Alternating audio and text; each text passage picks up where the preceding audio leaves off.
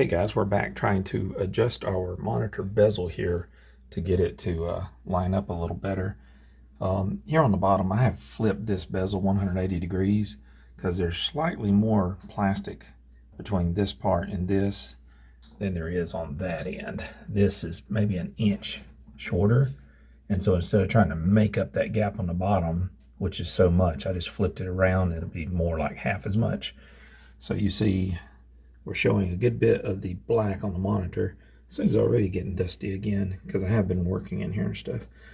But see, it needs to pull up to around that part.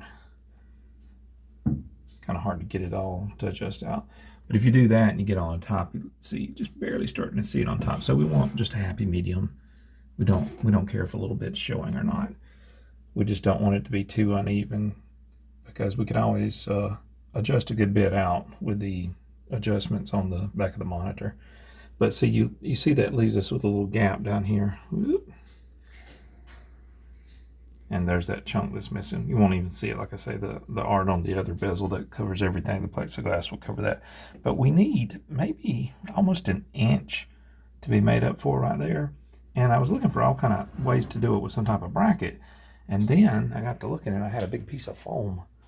And just to kind of test, I cut a piece of foam like that out, and it does fit in here. Let's see if I can do this with you guys while I got you rolling.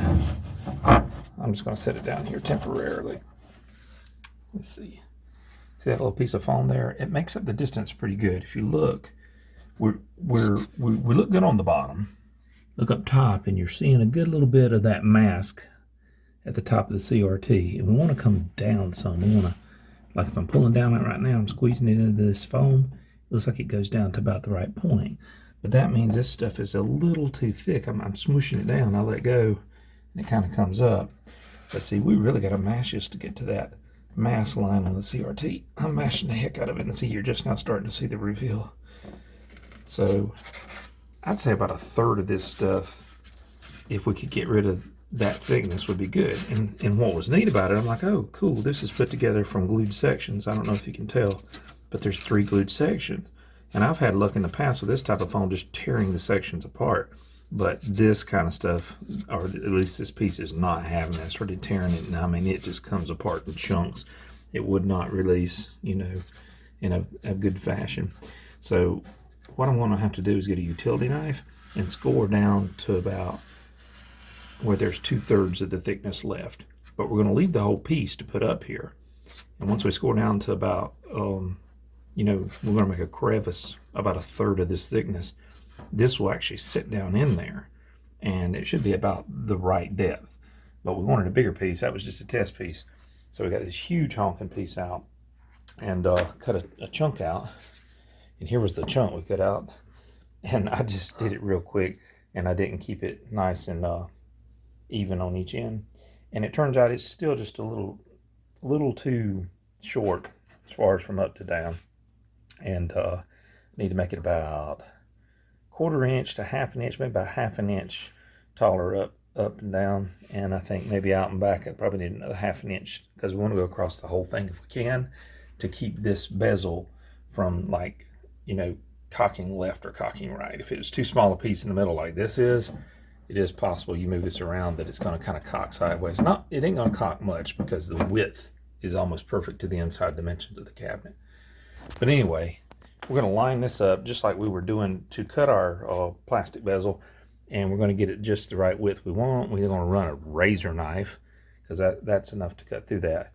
And we're just, again, using an old box from a set of blinds we had as a backer, so we don't cut through and, you know, damage our bench for our little farm table thing here.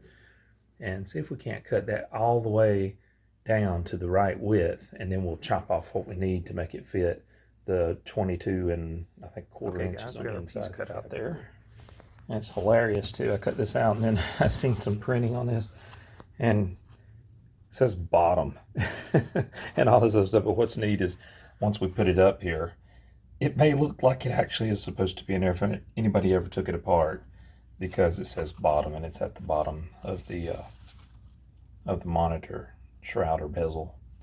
And we did cut it a little long, like I said, just the length of the thing, and we're going to come back and snip it off just a little shorter.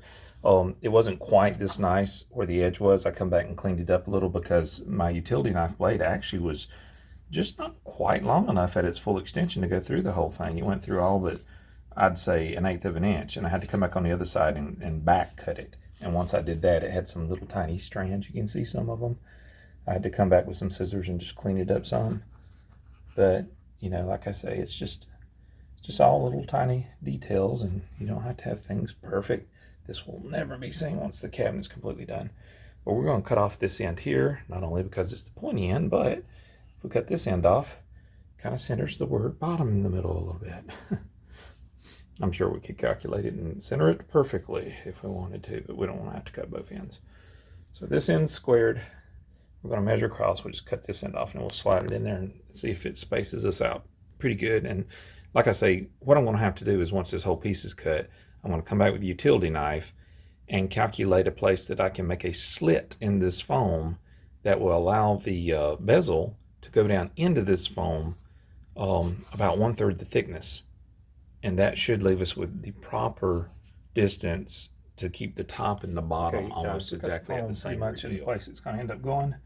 And it's not interfering, if you can see here at the edge, it's not going to interfere with that artwork bezel, the plexi in the front at all, because right here is what that rests against and in that slot. So this will be right behind it, and I'm telling you, this stuff is going to disappear behind that artwork, because that artwork is like that tall. You'll never see that. And the thing is, you know, see how that's got a little bit of an edge? We want that black bezel to go down into this. And that'll do two things. It'll kind of help keep both of them in position, because I'm not sure if I'm going to put anything in here to keep this from moving. The only way it would move is if you tilt this game on its side or way back.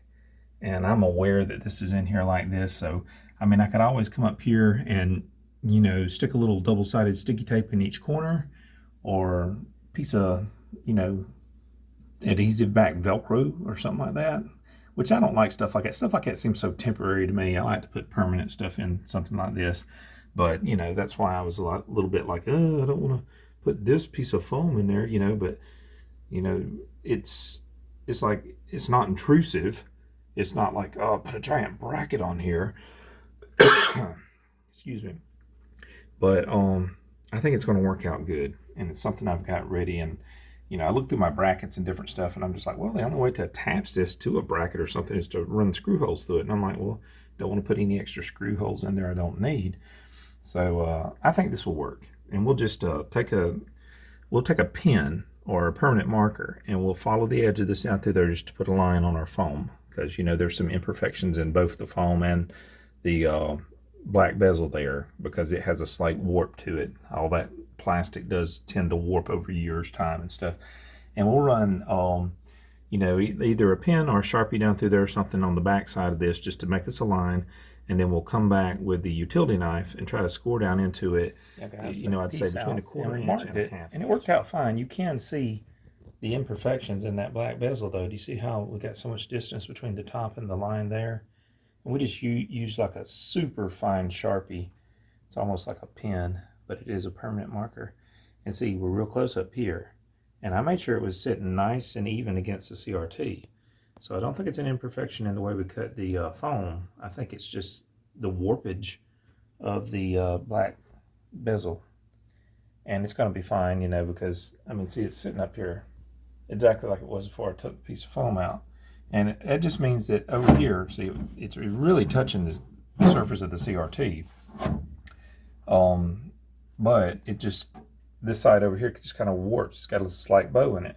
And instead of trying to correct it by pulling up on it and cramming it in the foam, that may pull it off the surface of the CRT. We'll just go with it. Well, guys, I can't say that worked out bad, because it didn't. It worked out great. I was afraid I was going to cut the slot a little too deep, so I tried to err on not cutting quite as deep, just as I controlled the utility knife. And we've got our slot in, went right on line. If you can see, it went down in there far enough to almost completely cover up that little chunk someone cut out for some reason. And all the way down through there, yeah, she's meeting up good. Could have went slightly deeper. You can see, if I just barely squeeze, you can see the paint, or, you know, like the dark line. I don't know what it's called. I'm going to call it a CRT mask. and I know that's not the right word, but the border, let's say black border, yeah, the CRT border, you can kind of see it there peeking out. So we're almost dead nuts on. Just a little imperfection in the plastic makes it where it's not dead on. And you can trim these things, but I'm not going to come back and touch it because it looks fine the way it is. And then up here on the top, so you can just barely in the corner see that CRT mask. I mean, it's barely visible. Well, I thought you could. There it is. I'm barely picking up on it. And that corner there, see there? It's real close. So I don't think we really need to mess with it. If you let him catch you, you can shoot him and get your ship back, and it'll give you 2 ships to shoot with, but that's kind of advanced, so just get good at shooting. Just gotta shoot at him. Just get used to dodging. No. You got him. Don't stay in one place. He'll come over that corner and get you. Well, you went back into it. Oh, you went into Pac-Man. This is a little different, but about the same.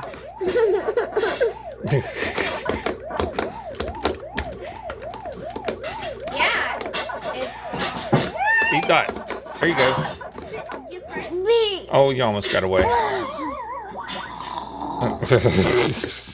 You almost got away. He's a little height challenged. A little bit height challenged, aren't you?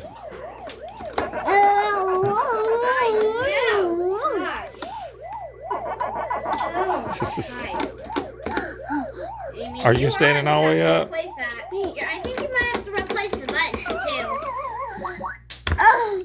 He's concentrating on the joystick. That's what he's supposed to do with Pac-Man. He likes that sound.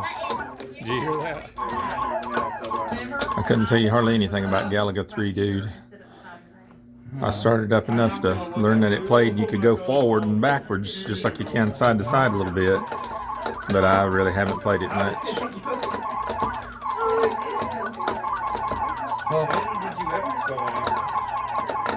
It gets so hard on the second level.